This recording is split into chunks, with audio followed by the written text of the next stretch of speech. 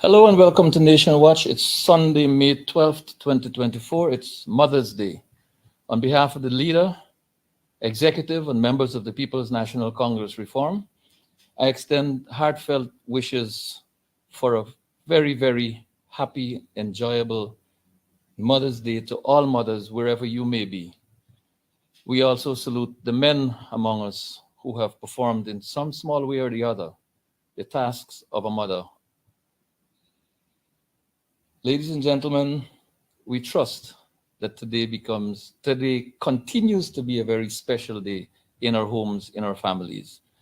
We're joining you a little bit late today, for which we apologize, and we ask you to make that little space for us here on Nation Watch in your homes from 12:30 to 1:30 as we discuss some very important issues. A lot of the issues we'll be discussing today are based on what's happening in the Hinterland region and in the Indigenous communities. And so we want to ensure that the entire nation is appraised of what's happening in the far reaches of our country. I support the teachers' strike. I believe it's a justifiable strike. I agree with the learned judge who pronounced on the matter of the strike.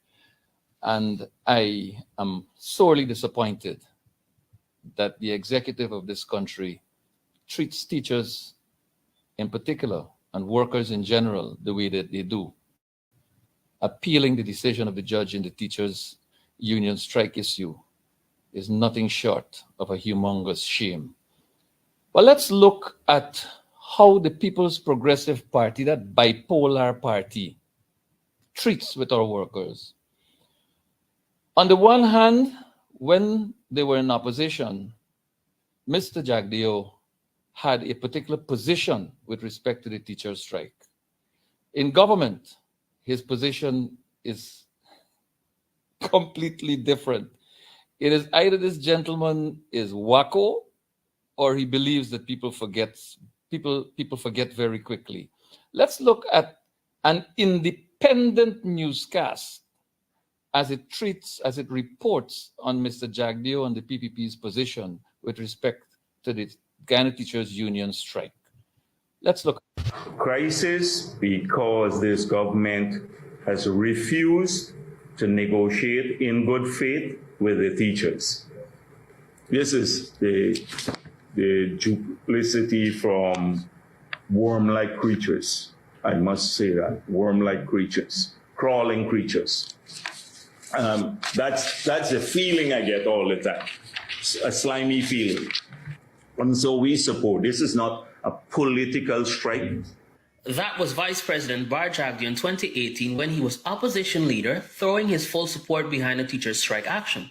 Fast forward to 2024, now the Vice President, Jagdeo and his government has been accused of failing to engage in collective bargaining with teachers who are currently on the picket line for better wages to feed their family. And what is wrong with collectively bargaining with the union on salaries? Let them submit proposals, you look at them, Frankly exchange. speaking, now that I've had chance to go through in great detail where the state of the union, sometimes you're busy and you don't look. I accuse the media of doing that, but we too didn't pay enough attention. With this state of affairs, these are not credible. This is not a credible body anymore. He was asked by reporters at his weekly press conference on Thursday multiple times whether he will meet with the Ghana Teachers Union for collective bargaining. In his response, the Jagdeo called the ongoing strike a political one and said that his government will not allow it to be a distraction and bow to demands for better wages for teachers. He even sought to discredit the union, leading the current nationwide teacher strike by alleging that its leaders are corrupt. When people argue for collective bargaining, they must also be accountable. Jagdeo believes that his government is doing enough for teachers and claimed that they have already received more than 30% increase since his government took office. He even stressed that over $130 billion was injected into the sector in the 2024 budget and that the government is more focused. Now, here's a gentleman labeling the APNU AFC duplicitous. What do you make of his shifting positions from one end of the spectrum to the other? What do you make of Mr. Jagdeo's pronouncements on the teachers' union strike while in opposition and now in government? Our teachers know best. Many of them, if not most of them, are women, mothers, and some of them are single mothers. And all of them are squeezed by the very, very difficult circumstances that we live under, with the out of control cost of living on miserly wages. So the teachers will know that we support them. They know that their cause is justified, and they know that in the end, labor will win. Labor has always won. The People's Progressive Party came out of the bowels of the labor movement. The People's National Congress came out of the labor movement. Ladies and gentlemen, I want to share with you what's happening in Region 1 as far as our transportation system is concerned. Not so long ago, this government, I don't know if slimy is the word, is the term to be used. Mr. Jagdeo, thank you very much for that term, slimy. This government commissioned a ferry which costed the taxpayers of this country 12.7 million United States dollars. It came to ply the route Georgetown to Kumaka in Region 1. It has already been on dry dock before, and it's back out of commission for the next 3 weeks. Let's look at this vessel, this ship. No. We got to look at the MV, what's the name? Militia? I don't know where they got that name from, but I thought that if we're commissioning a boat to traverse the Northwest route, it'll be something representative of Guyana. For example, we had the MV Barima, and we had the MV Kumaka. Now we have the MV Kimbia, which has to now come to the rescue of this 12.7 million vessel, US dollars, that is, 12.7 million United States dollars. And this goes into dry dock for 3 weeks. That's what they said, 3 weeks. From our experience, it's likely to be 3 months. But that's what's happening in our transportation service, Georgetown to Region 1. But bigger things are happening in Kaituma. Bigger things are happening in Port Kaituma. While Mr. Maduro is flexing his muscles outside Ankoko, people are building submarines in the Kaituma River at Anabisi. So let's have a look at those 2 vessels that were recently found in the Anabisi Creek, Anabisi Basin, there in the Kaituma area. See that little sleek vessel there, sitting near to a wharf that is about to float away? See that vessel, how sleek it is? It's built of fiberglass, I'm told. And it is alleged, it is rumored, that 10 barrels of liquid chemical associated with the fiberglass industry were found when these 2 vessels were found in Anabisi. And rumor has it, and the authorities can clear this up, rumor has it that the markings on those drums are markings related to the Neighborhood Democratic Council of Matakai. We don't know if it was maliciously placed there, if it was placed there at all.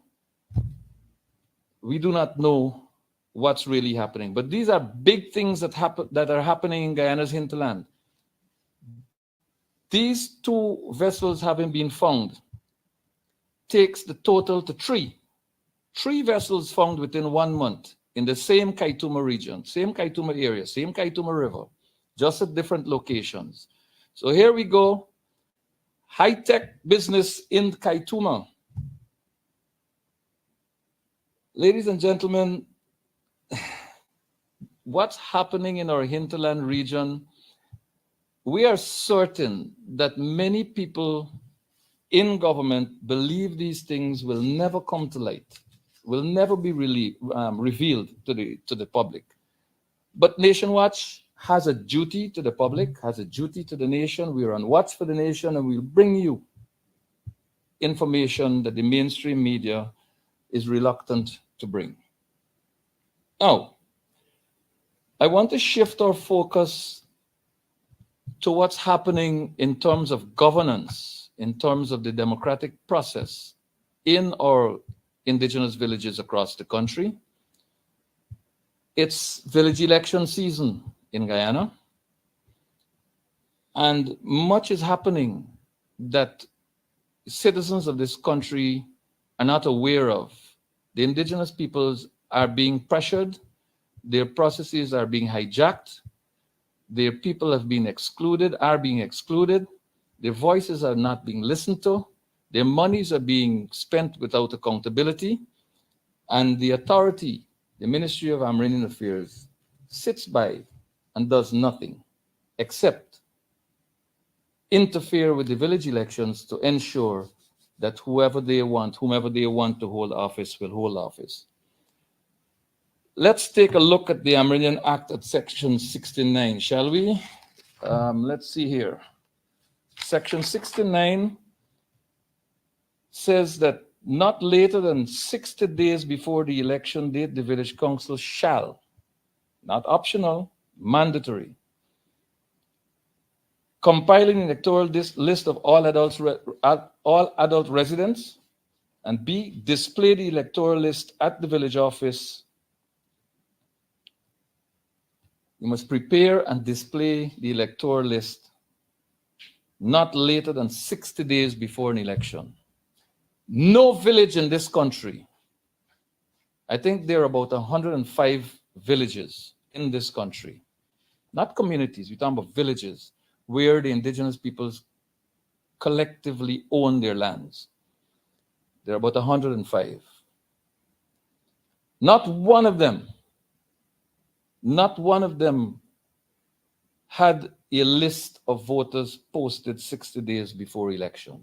Not one. That's a violation of this act.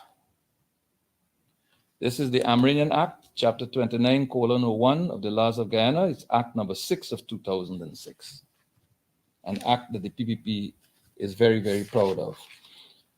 Let's move to Section 71. And I'm laying the foundation here for what I'm going to bring to you as news from the villages. Section 71 says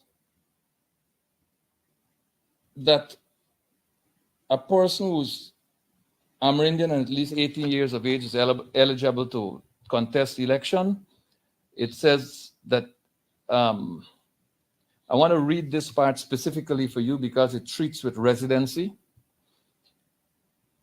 And I'll take it in the entire context. A person may not stand for election or be elected as a councillor unless he has been continuously resident for a period of no less than 3 years immediately before his nomination, provided that if a person has its principal home within the village, any absence from the village for education, employment, or healthcare shall be disregarded in determining continuity of residence.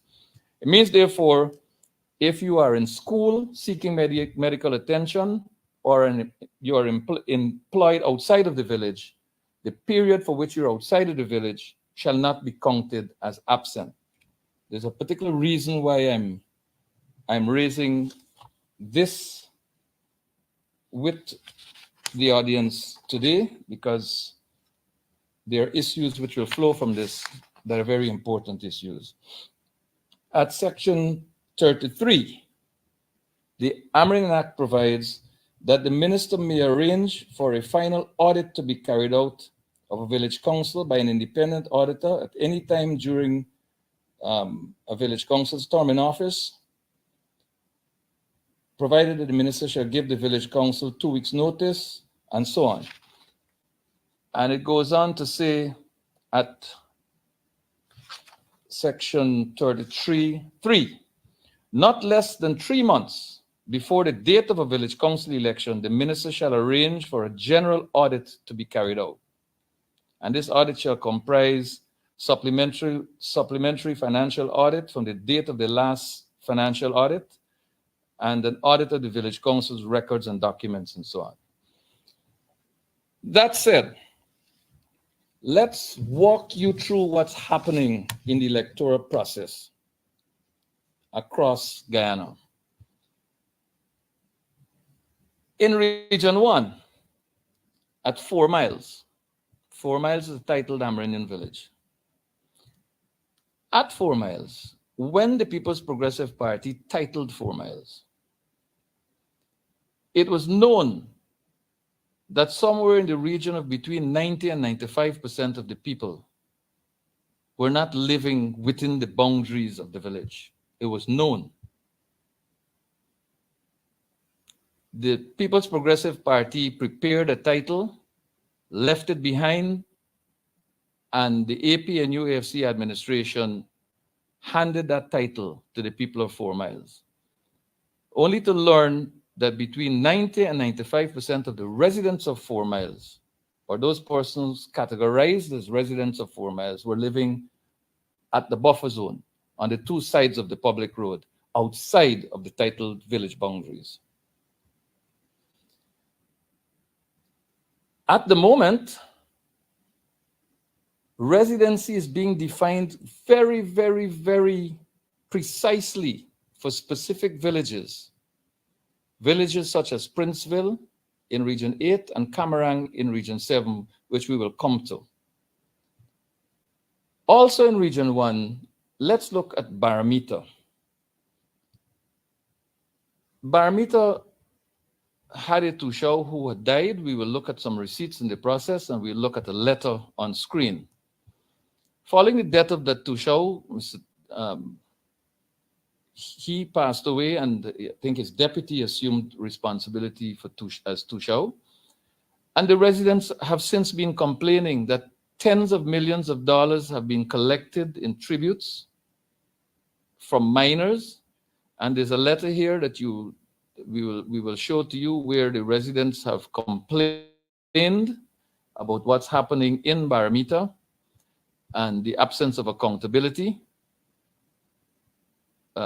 Here's that letter where the villagers are saying that they are not comfortable with this person being nominated as a Tushao. And the response, unofficial or otherwise, was that the person is not convicted of a criminal offense and therefore has to be allowed. Now, an audit can fix this problem. The audit I referred to being mandatory in section 33(3) could be done, and this matter could be treated with. Now, here's a sample of some receipts from the village of Baramita, which people allege are not reflected in the books of the village, and which people allege have not been used for the benefit of the village. We'll try to get you these receipts to look at. They range. This one is, let's get them up on the screen there, please. This one is what, $4.5 million. There's some for $5 million. Put them all up for me, please. Right, so there is a receipt from not so long ago for what, $4,500,000. We move on. We look at a few others. $5,071,500 as recent as a few months ago. $400,000 for $4 million. Wow. So these are samples of receipts from Baramita, which the villagers allege are not reflected in the books of the village, and which villagers allege have not been used for the benefit of the village. And so the violation of the Amerindian Act, the violation of section 33(3) of the Amerindian Act which mandatorily requires an audit 3 months before the election, is causing the people in Barometer much stress, unease, discomfort. And nobody at the Ministry of Marine Affairs is dealing with this matter. The minister seems to be on leave at a cricket game, or maybe in a casino, who knows? But she's clearly on leave. Over at Region 2, I'm sorry I didn't get the petition to work with, but several months ago, a petition was filed with the Ministry of Marine Affairs in the village of Wakapo. I'm giving you samples here, you know. I don't want to give you every village. We have information on most of these villages, but I'm giving you samples. The villagers are alleging that $50 million have been spent in Wakapo. No project has been completed. There's no accountability for the expenditure of the sum. These are allegations, and they're contained in a petition addressed to and delivered to the Minister of Marine Affairs, as well as the National Tushaus Council.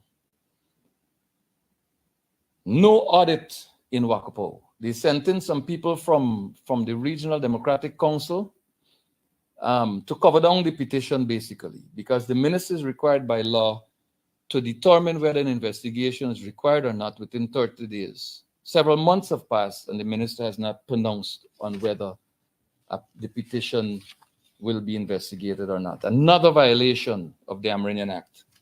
And then we go over to Region 4. St. Cuthbert's Mission.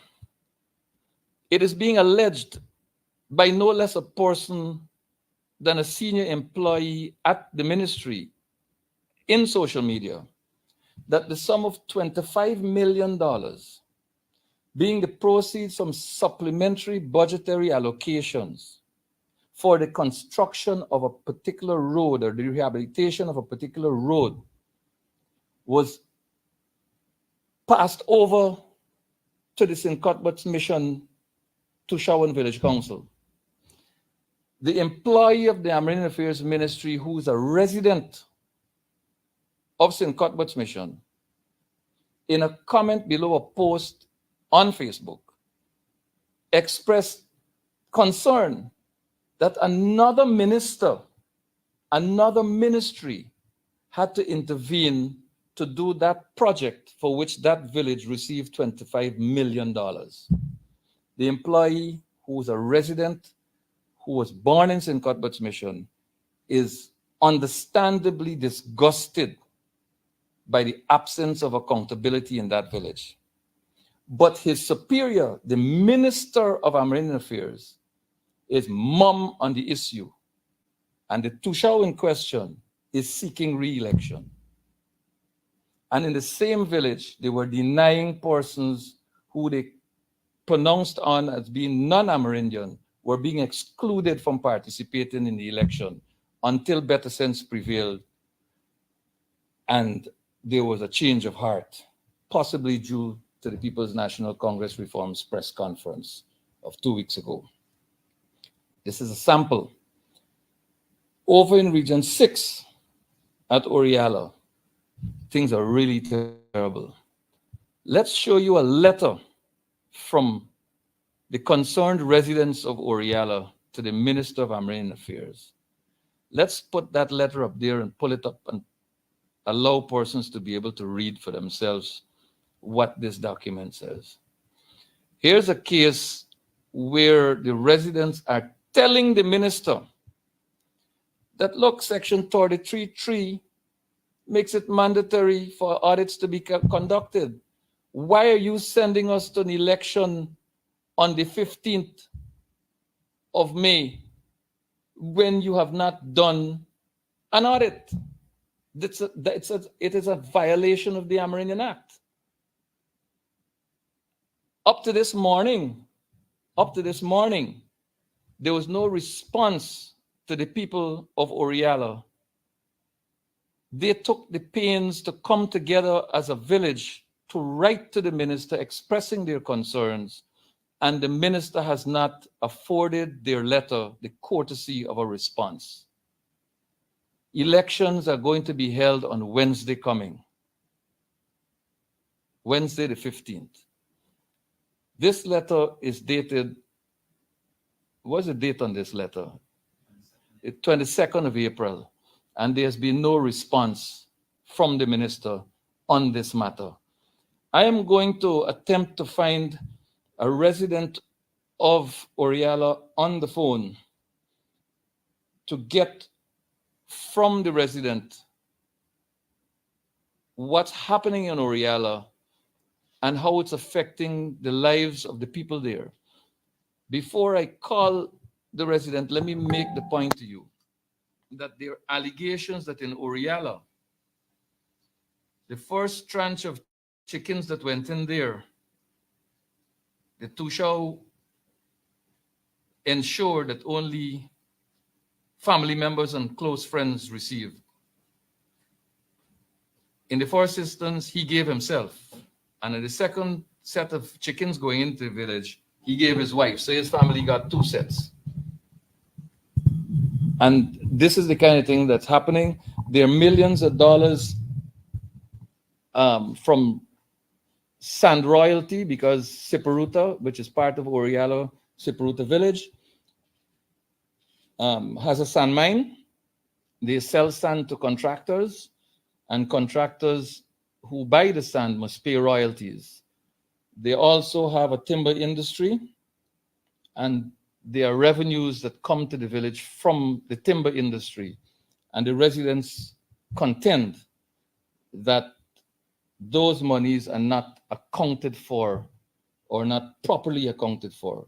So I'm trying to reach Mr. Carl Penyu, who is a resident of Orala, on the phone so that he can tell us whether or not the minister or the ministry has afforded the village, residents of the village, a response to their letter.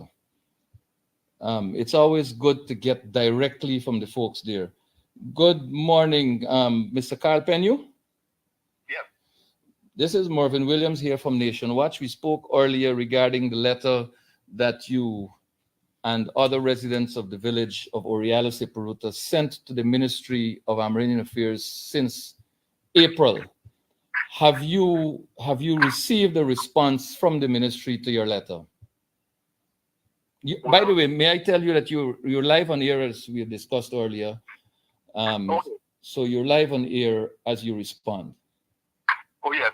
Well, all right. Well, in regards to the letter that we sent, I haven't received an official response from the ministry. What is the major contention of the villagers that led to the writing of this letter and the demand for an audit before the elections? I didn't quite get that. What main issues caused the residents to come together to send this letter demanding an audit before election on Wednesday? Oh, yes. The main issue concerns an audit. Concerning an audit is that for the past 3 years, the present village council has not been having general meetings. It has not been giving us, the residents, financial reports or complete financial reports. And during the course of the term, they changed 4 treasurers. And these treasurers never produced a financial report. At one time, they employed a resident like an accountant. And he produced some financial reports from May 2021 to December 2021. But these reports contained a lot of discrepancies. And so, based on that, and also on the fact that the Toua was running a parallel treasury in the sense that he was uplifting monies apart from the treasurer. He was uplifting monies and he was expending these monies on items which he personally bought, and he was not giving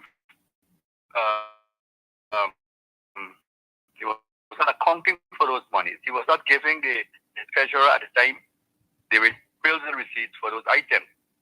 And so, in fact, when the accountant prepared financial reports, those financial reports that I mentioned about, on each month, for each month, he gave what he called an addendum to the report.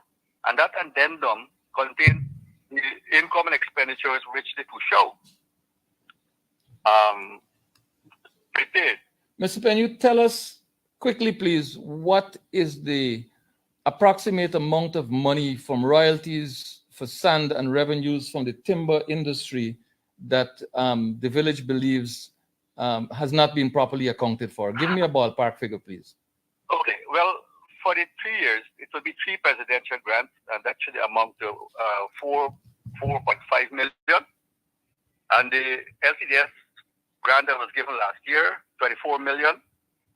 This is 28. Well, I can only guess from sand income, I would average over $50 million. In total or from sand alone? Yes, everything. It might be more than that, you know. So we're looking at $28.5 million from grants. Yes. And in addition to that $28.5 million, you're looking at revenues from sand and forestry. So yeah, it's going to be more than that. It should be about 40 million.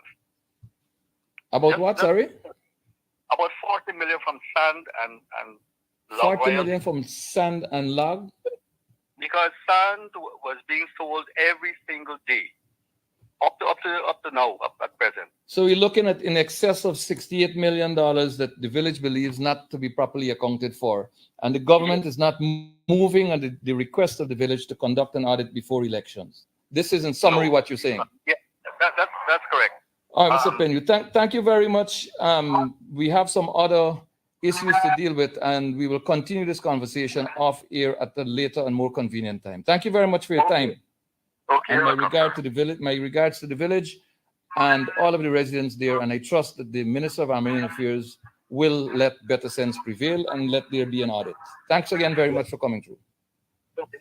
Right. So that was Carl Penyu from Orala Siparuta in Region 6, the only Amerindian village in Region 6. And might I say to viewers that there are 3 regions, each with only one single Amerindian village in it. So the People's Progressive Party will try to ensure that in order to control the National Tushaus Council, they determine which person from their camp is elected Tushau. And those villages are in Region 3, Santa Aratak, the only village in Region 3. In Region 5, there is Maraikabai, and in Region 6, there is Orala Siparuta. So of the 10 regions, there are 4 regions with a single village. And whoever is elected Tushau in each of those 4 villages automatically become a member of the National Tushaus Council. So the PPP's effort will be focused on ensuring that the 4 Tushaus from Santa Aratax and Cuthbert's Mission, Maraikabai, and Orala Siparuta will be their persons to give them leverage at the NTC.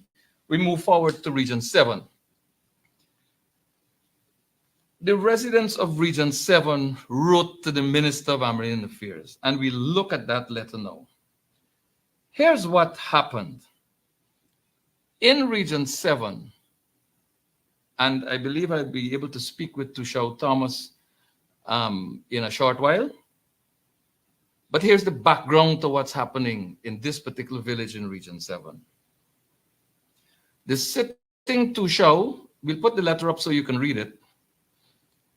The sitting Tushau was elected while Pauline Sukai was Minister of Amerindian Affairs 3 years ago, while the legal advisor at the Ministry of Amerindian Affairs is the same lovely young lady, while the returning officer, who is the regional executive officer, Mr. Corwin Ward, is still the REO.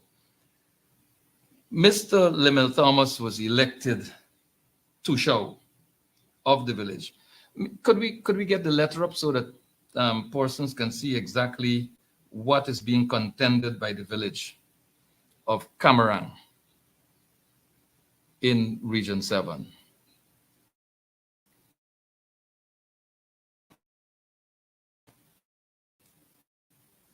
So could we get it up there? Thank you. So now, election 2024, the powers that be have decided that what is classified by the government of Guyana, the People's Progressive Party, very conveniently, what is considered the government compound, is now being said to be an area of land not in the village land, which is absolute nonsense. But they conveniently make this argument to make sure that Lemel Thomas is not re-elected to show, because he lives in that general area. They made that decision so that a long-standing PNC activist and former village captain, as it was back in those days, and also a former Tushao within more recent times, who is also a member of the Regional Democratic Council, a counselor for the AP and UAFC on Region 7 RDC, Norma Thomas, is excluded from the process, cannot be a candidate for Tushao at these elections.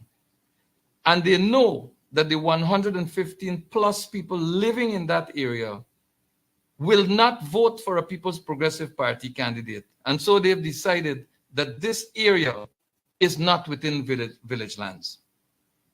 So that Toua Thomas, who was elected under the same administration, under the same minister, under the same REO, under the same returning officer, and while the same legal advisor is in place at the ministry, is now excluded from the process, cannot be a nominee. Let's look at the list of persons who have proudly put their names up as an addendum to this letter, which was sent to the Minister of Amerindian Affairs. And again, this letter has not been granted the courtesy of or even an acknowledgement from the Minister of Amerindian Affairs.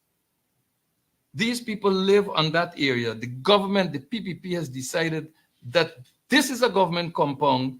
It is not within village lands, and therefore you cannot be a candidate, but you can vote. Well, the first said they can't participate at all.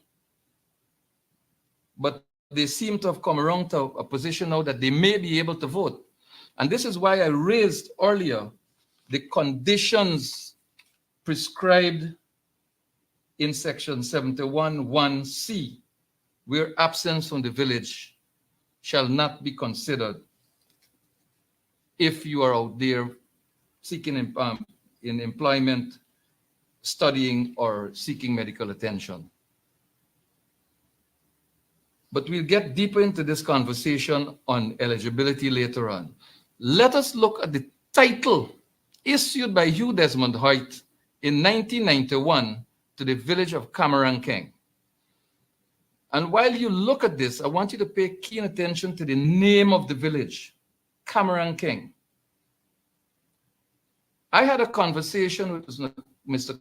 Corwin Ward, the REO, who is the designated returning officer for the elections, village elections of Region 7. I'd like you to pull, please, this thing closer so persons can read the name of this village, right? In my conversation with REO Ward, he said to me that Kamarang is not a part of the village. How in God's name could the area that gave rise to the name of the village not be a part of the village? So this is the title, the absolute grant given to Kamarang King. See it showing there? Whereas the Amerindian community of Kamarang King, and it's classified homestead. That means where people live in. all right? That these people from time immemorial had been in occupation of this land. Let's go to the description on page 2 of this title. I mean, I'm going through the pains here because the Minister of Amerindian Affairs is, let me save the descriptive. But let's pull this up very clearly so you can see it very clearly. It describes, right, let's go up a little shake for me, please. Go up, stop there. This is where the village lands are described. And if you look at the bottom there, right there, it says, save and accept the government station at Kamarang. The government station at Kamarang. The Minister of Amerindian Affairs and the REO are operating on the basis of an interpretation that says the government compound. And they're including the entire Kamarang hilltop there, the airstrip, the school, the police station, the play field, the entire area's government compound. Absolute rubbish. A government station in the interpretation, in the understanding of the people of Kamarang King, which I share, is that area of land on which sits the administrative building to the extent of the fence around the administrative building. In every indigenous village in this country, the police station sits on village lands. It's not accepted. The schools sit on government lands. They are not accepted. The health facilities, hospitals, health center, and so on, all sit on village lands. They are not accepted from the title. All play fields sit on village lands and they are not accepted. This exception is premised on the fact that the sub-regional office for the Upper Mazruni in Region 7, the sub-regional office, would be accepted from the village lands. And now this administration, this People's Progressive Party, vindictive government, manipulative government, is trying to exclude, not trying, they have decided to exclude people from being eligible to participate in their own democratic electoral process, to participate in their own governance process from Thomas Street. That's what they want to do. The people of Region 7, and in particular Kamarang, are not going to take this one lying down. So the letter was sent to the minister, who has not even acknowledged receipt of it. When I spoke with the REO and I told him that what he's calling the government compound sits on village lands, he said to me that the authority was for the exclusions from the village. So these 115 people by PPP determination are absent from the village because they're living, as they put it, outside the village land. And there is absolutely no survey plan. A survey was never done of the area to be excluded. So there's no survey plan that says that this is the area to be excluded from the village title. So for all intents and purposes, nothing, no piece of land can be excluded from the village lands because there's no document that says specifically this is the area to be excluded. So you can exclude none. But even if you want to exclude, it has to be limited to that area of the sub-regional administrative office. In 4 miles, where 90 to 95% of the people of 4 miles live outside of the village land, title village land, and you know it. All of them are participating in elections at village 4 miles village.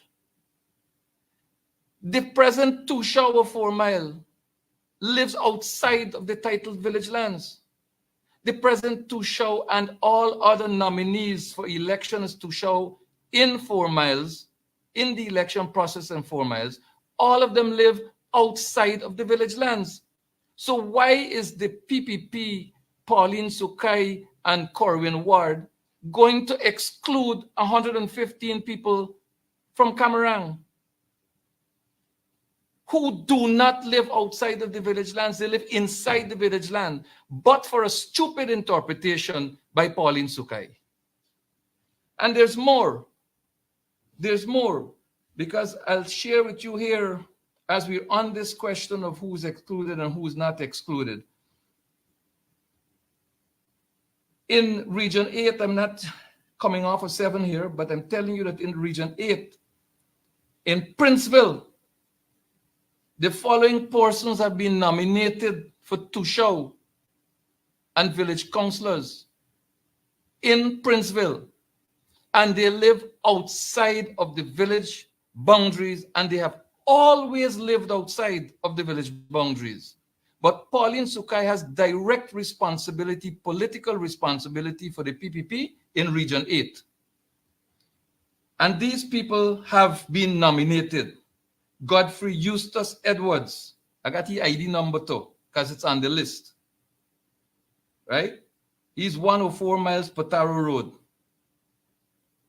And he is a resident of constituency 3 in the municipality of Madhya, outside of title village lands, right? Delano Omika Wilson of 104 Potaro Road, again in constituency 3 in the municipality of Madhya, outside of the boundaries of Princeville. Lormel Williams of 109 miles Potaro Road, Madhya Plateau East, constituency number 2 in the constituency in the municipality of Madhya. These are among the people who live outside of village lands in the Madhya municipality who have been nominated to be leaders in Princeville Indigenous Village. If you are beneficial in your use to the People's Progressive Party, you're in. If they see you as a person who will stand up for the rights of your people, they will exclude you. And this is exactly what's happening here. I am going to try to get now Mr. Lemel Thomas from the village of Kamarang. Please forgive me if this show goes over time. These matters have got to be discussed. So I'm trying to get Mr. Lemel Thomas now from Kamarang to speak to this issue of what's happening in terms of the letter. My last information is that there has been no response coming from the Ministry of Amerindian Affairs with respect to the letter that was sent off by the residents of Kamarang. That is the last information I have. So if we can get Mr. Lemel Thomas, I did tell him that I'd call him before 1 o'clock. Unfortunately, we started the program a bit late, and so here's where we are. Yeah, good afternoon to Toua Thomas, Mervyn Williams, Nation Watch. Based on our earlier conversation, I'd like to put this phone on speaker so that you can be heard live around the world as we discuss very, very briefly the matter in Kamarang. Are you okay with that? All right, I'll put you on speaker now. Would that be okay with you? Okay. So, ladies and gentlemen, this is Mr. Lemel Thomas, elected Tushao of Kamarang Keng in Region 7. Like I said, when he was first elected 3 years ago, the Minister of Amerindian Affairs was the same person, the returning officer on REO was the same person, and the legal advisor, the same person. Toua Thomas, what's happening in respect of the letter that the village residents sent to the Minister of Amerindian Affairs some time ago? Has there been a response to the best of your knowledge? To my knowledge, up to this time, there is no response as yet, but we are awaiting in this new week. Your elections are scheduled for Tushao and village councillors for next Friday. Is that correct? Not next Friday. This Friday, the 10th of May, 2024. Okay, Friday coming then.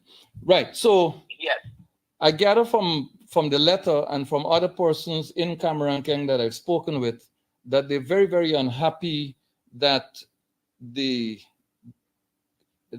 powers that be have determined that the area in which you live has now been categorized as the government compound, and more than 115 people, including yourself, have been excluded from the process. Is this alarming enough? Are you going to meet to discuss this issue to come to a position finally on it before the date for election? Yes, it is a matter for the entire community. Most of the residents are unhappy about this new development. And so those who are living on the claimed government compound, Claim the government some compound. of them are indicating that they will not be taking part in the election process because they would have been denied on the nomination day to be on the list of either Toua or councillor list. And so some have already voiced their decision that they will not be participating on the Friday. And so to have our understanding better on that, we will be having our public meeting on Wednesday afternoon at 1:30, so that we can listen to the majority of persons what is the decision they are taking, and then know what to do next. All right, I had 2 conversations by telephone with Mr. Corwin Ward, who's the REO of Region 7 and returning officer for all village elections in Region 7. I think I spoke with him on Wednesday, twice.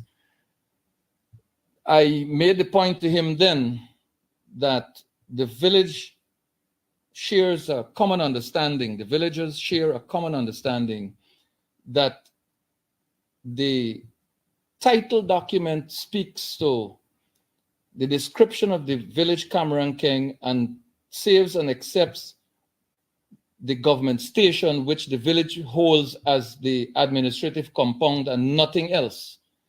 And so he said that he was seeking advice from the Ministry of Amerindian Affairs and Lands and Surveyors, among other agencies. I learned that a team of surveyors turned up there on Thursday in the village. Is that so, and what was their mission? Did they consult with the Toua or the village council on their entry into the village? And did they state what their mission was? Okay, I was out of the village for the same period, but on my return, that is on late Thursday, I was made aware that by some persons that personnel from the Lands and Surveys would have been here. The next day, I met with the AREO, the administrator on this compound, to inquire about it, but he was not aware that the persons already reported who were here. He did not know because nobody reported to him about their presence. And so other persons within the communities were not too sure if they were from the Lands and Surveys, but some claimed they were from there. They would have done some work, but nobody to say exactly what the object is. So I cannot say at this moment exactly what the date, but it was assumed that they were doing some work on behalf of the health ministry. This is in relation to this new hospital that will be built sometime later. So I'm not too sure exactly what took place because I was not here, and there was no communication from that agency to the community or the council, neither to the regional administration. So, but that's disrespectful, Toua. Are not aware of exactly what happened. That's a violation of the Amerindian Act. I mean, you can't just go and do work in the village without at minimum informing the village council if you're a government agent in pursuit of government functions, contract functions. At minimum, you need to notify the village that you will be there. I mean, otherwise you'll have to seek permission. So this seems to be. I am aware and that transpired, and that is what happened. So the village will decide on Wednesday what position it'll take with respect to the election, whether to participate or not to participate. Is that what you were saying earlier? Well, that will be decided on Wednesday, but that has to be, made by the public and not few persons. So we are hoping that good sense will prevail, because the question that many residents are asking is, why after 18 years of the 2006 Act in existence, why is it now that it is applied? And so they are confused.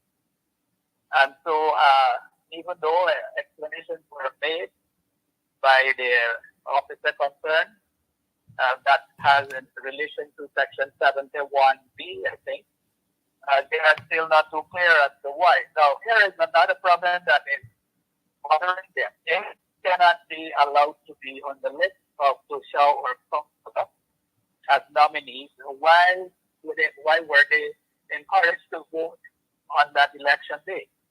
So that is another question hanging. Yeah, it is a contradiction. So after 33 years of title, the PPP administration now is excluding indigenous peoples from the governance structure, from the democratic process of governance in their own village, after 33 years of holding a title. Because your title is 1991. Yeah, that can be, yes. A great inconvenience and social disturbance to the community and the rest. It is divisive, isn't it? To be excluded, for one section to be excluded and one section to be treated as royalty, to be included in a process from which the others are treated like rogues being excluded. I mean, we have former village captain Toua Thomas, who lives in the same area with you. You have your own homes which you constructed, which you have been living in for decades. And now you're suddenly told that having held office before, you're no longer permitted to do so. I mean, how fair is that? How reasonable is that? Well, that is the argument and frustration expressed daily. And the other problem is there is no official document to say exactly the area covered by the government station. Exactly. And so we don't have that document that can guide us to say exactly from point A to point B what is the area covered. So legally you can exclude nothing. You can exclude nothing because there's no defined area of it to be excluded. You know? Yes, I do agree. Okay, Toua, thank you very much. And I hope that you have a very fruitful village general meeting on Wednesday, and that the residents deliberate on this matter in an impartial way, as they usually do, and come up with a decision that is binding on all of the villagers going forward. And I trust that the demand of the village for the inclusion of these persons is heard. I shudder to think that the village will stay away from its own election because of political interference. But I wish you and the village well. I trust that you are successful in your bid for return to the office of Toua. God bless. Until we meet again, we'll talk. Thanks again. Okay. Thank you for the space you provided on your program. And, we need more spaces to voice our concerns across Guyana, and that we need more communication of this nature, and so we can learn one another and resolve our matters faster and improve. Thank you for the opportunity offered to me. Thank you. Thank you very much, Toua. Have a good day. That was Toua Thomas of Kamarang King. We move on to Region 8. I think we're about 2 minutes over time, but we'll take a couple of minutes here. 2 Thursdays ago, the leader of the opposition hosted a press conference in which the matter of the village elections were dealt with in some detail. not as much detail as we're dealing with it now, but part of what we dealt with was Marble Thomas, former Tushaw of Campbelltown in Region 8, who was unlawfully removed from the office, the elected office of Tushaw by Pauline Sukai, soon after the People's Progressive Party assumed government in 2020. Marble Thomas, in accordance with the act, did not make herself available for election in the elections immediately following her removal, unlawful though it was. Marble Thomas was nominated in elections 2024 for the office of Tushaw, again in Campbelltown. Her name was mounted on the list of nominees for Tushaw, following which she said publicly that the returning officer received a phone call and announced that he's received instructions to remove her name from the list. After we dealt in detail with the legitimacy of the nomination and the inappropriate behavior of the returning officer, Marble Thomas received a call 2 days ago from the Tushaw telling her that the REO made a mistake in removing her name from among the list of nominees for the office of Tushaw, and that he was going to restore her name to the list, and that the Tushaw will do what is necessary.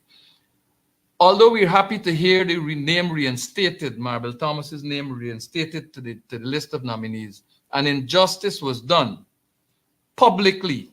That injustice must be apologized for publicly. The returning officer must publicly tell the people of Campbelltown that Marble Thomas is eligible and is properly nominated to stand election for the office of Tushaw in the village of Campbelltown in Region 8. It must be public. It must be written and posted across the village together or next to, together with or next to the voters' roll. So everyone must know that Marble Thomas is eligible. Not a case, there must never be a case where people come to vote and upon arriving at the polling booth, having casted their vote for somebody who they know was nominated on that day, exit the booth and then discover that Marble Thomas was eligible to be voted for, and that was their preferred candidate. It is unacceptable. They must publicly apologize to that good lady. They must publicly state that she's eligible, and they must publicly place notices to that effect, together with or next to the voters' roll.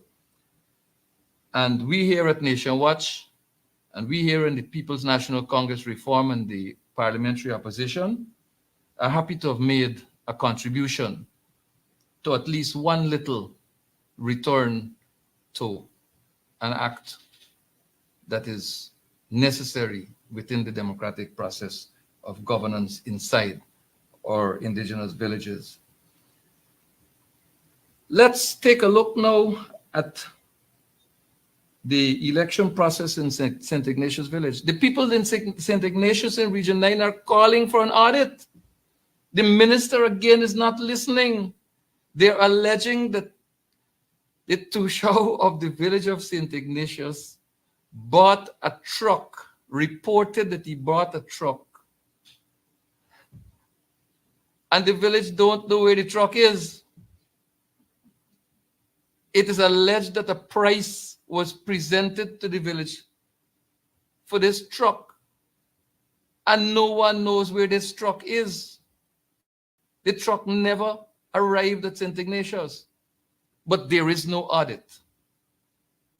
The Minister of Agrarian Affairs is steadfast in her position that this Tushaw must be re-elected, so there will be no audit.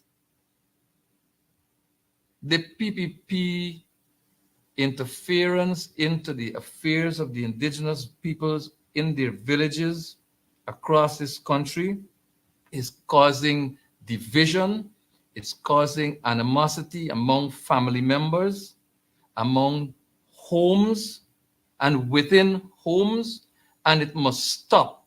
It must stop.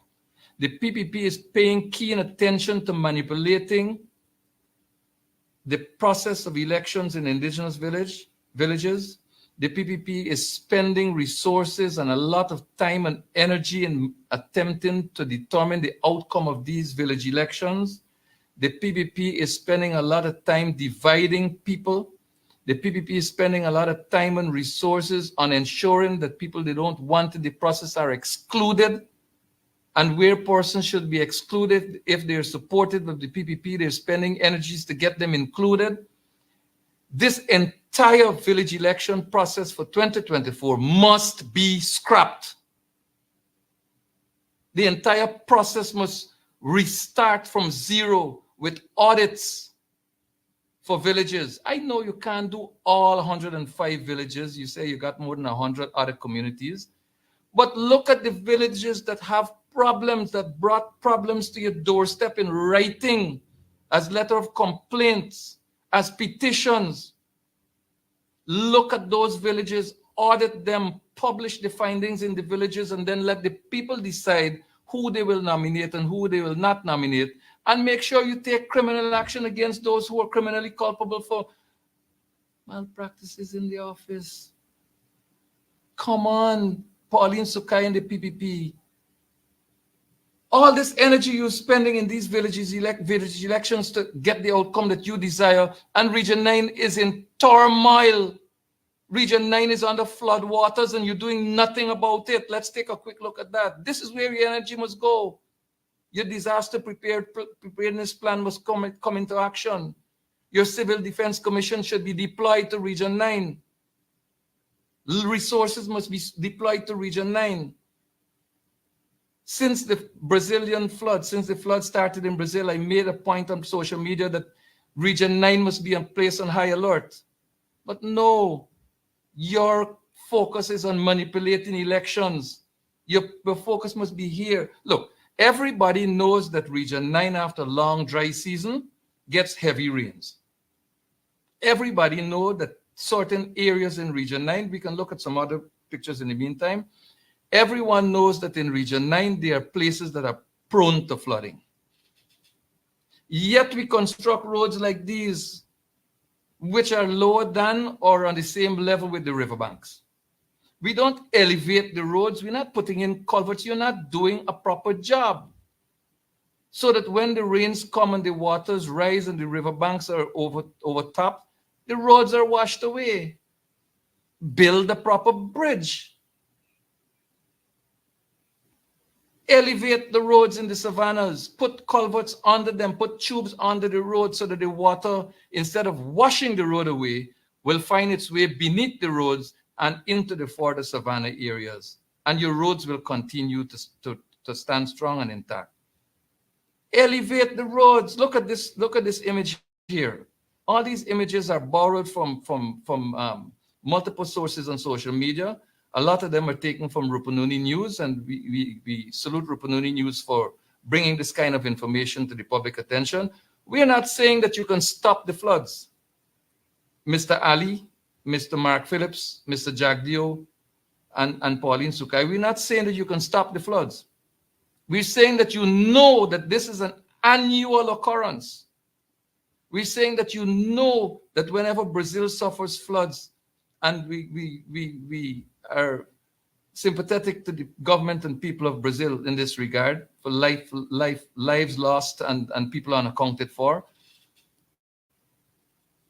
It's good to send such messages, Mr. Ali, to our neighboring country who shares a lot of resources with us and training and education and military upliftment and aid and so on.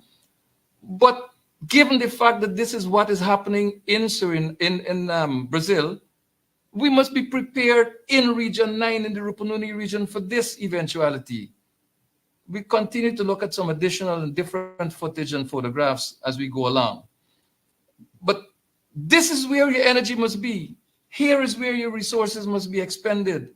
Here is where you must be present, not interfering in the democratic processes of village elections, not manipulating elections to get the outcomes that you want, not trying to control and dominate the people in their villages. Look at how these people have got to work on their own without assistance from the government of Guyana to fix a bridge across a creek that overtopped and washed away the road that you can't maintain, that you refuse to properly maintain and construct. Here's the inconvenience. It takes now 36 hours for a minibus from Georgetown to get to Lethem. 36 hours because of the condition of the road. And a lot of that could have been avoided had the maintenance work on this road, on this trail, been on par with what is required. This is not fair. Why must these people be laboring like this to get where they have to go? When this is a government responsibility. We look at some additional footage. People must see what's happening. These are all borrowed from people's social media accounts on Facebook, so that you can see what is happening here. Some of them are pictures sent directly, and some of them are borrowed. This is a shot of people trying to get across a creek with a motorcycle. And you complaining about flooding in Georgetown when your ankle getting wet? This is what indigenous peoples have got to go through. This is a bridge. This bridge is at Karasabai. It's not the one that attempted to burn down when we were there. There's one before that when you're going into the village. Right? The creek, the level of the water in the creek is now higher than the level of the bridge. If you construct the road in such a way that it is elevated, the bridge will equally be elevated, and the rising levels of the water would not affect people like this. Over in Tiger Pond, you can't access the village. If you're trying to go into Tiger Pond, there's a picture somewhere here coming up. You can't go into the village, but here is where your oil revenue must be spent. Here is where your interference, for want of a better word, must take place to make the lives of the people of the hinterland, Guyana, more comfortable. Now, if you look back at this shot here that was just on the screen, you will see that if this road is elevated by 3 or 4 feet, the swamp on both sides of the road will not affect it. But again, this road is built in the middle of a swamp with no conduits below the road surface for the water to pass through. And so the water, in trying to get from one side of the road into the other side of the road in the swamp, will wash the road away. But the PPP is happy with this because they get to do the road every year. And people get rich off these things. But I want to show you the Pirara Bridge before I go. You know, it's annoying. The Pirara Bridge, the construction of the Pirara Bridge started 2 years ago or more. It had a completion date of somewhere within a year. But this is what the Pirara Bridge looks like right now. Nothing, you can't even walk across it because there's no decking. All there are beams sitting atop the pillars. And people are using a bypass bridge next to it, which is made of wood, which you'll see now, which is significantly lower than the Pirara Bridge. And by tomorrow, that is going to be covered. When the Pirara Creek overtops, that's going to be covered. How are you going to get into Lethem? This government is incompetent. It is incapable of managing the affairs of this country. It cares absolutely nothing about indigenous people and hinterland residents. It cares only about ensuring that contracts are created out of disasters, that they're treated as priority projects, emergency projects. They don't go to tender. They give their friends, their families, their favorites. And the price tag is enormous. And there's zero accountability for such projects. Ladies and gentlemen, it's Mother's Day. Happy Mother's Day to all our mothers, all our expectant mothers, all our fathers who have performed the functions of mothers. May God continue to richly bless our mothers, particularly those in the teaching profession. We support you, we support your struggle, and we are with you. And we trust that the workers of this country, that the indigenous and hinterland dwellers of this country are treated better than they're treated at the moment. And we guarantee every citizen of the Cooperative Republic of Guyana that a new AP and new AFC government will ensure that the quality of your lives become better, become enjoyable, become safe, become secure, and that every citizen of this country shares in the oil bonanza that has come to our country, and that there's sheer prosperity for all Guyanese, regardless of where you live. Until next Sunday, God bless you.